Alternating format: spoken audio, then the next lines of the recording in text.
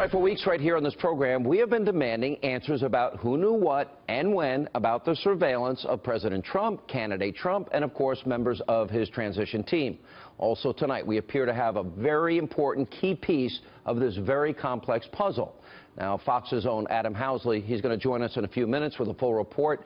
He is revealing that, quote, the unmasked names of people associated with Donald Trump were then sent to all of those at the National Security Council and some at the Defense Department, then Director of National Intelligence James Clapper, and then CIA Director John Brennan, essentially the officials at the top, including former Rice deputy Ben Rhodes.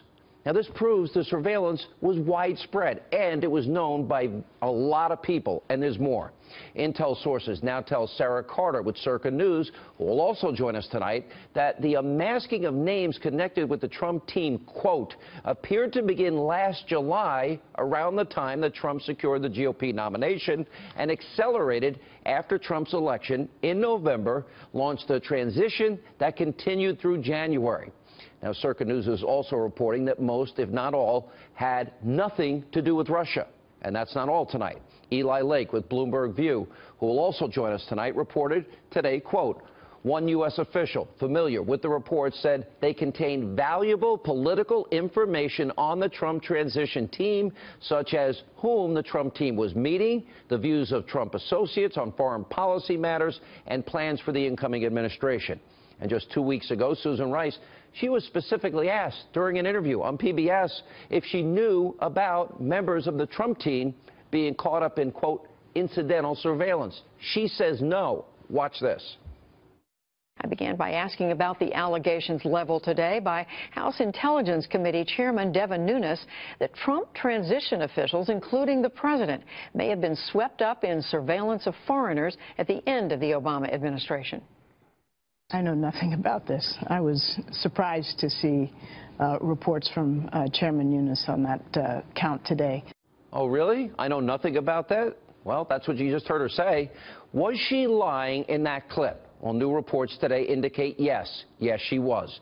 Now, keep in mind, this new information about Susan Rice comes on the heels of the smoking gun tape that was uncovered last week that we played on the program of former Obama official Dr. Evelyn Farkas admitting not only surveillance took place, but the names were also unmasked and they wanted them leaked. Now, tonight we are demanding answers to these questions. You American people, you now have a right to know. For example, what justification did Susan Rice have to unmask these names? That's pretty unprecedented. What did Ben Rhodes know?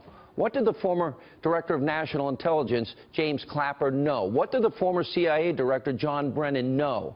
Was this done for pure political purposes, under the ruse of national security? And more importantly, what did then President Obama know, and when did he know it? Did President Obama and members of his administration, did they knowingly surveil an opposition party or an incoming president? America deserves answers tonight.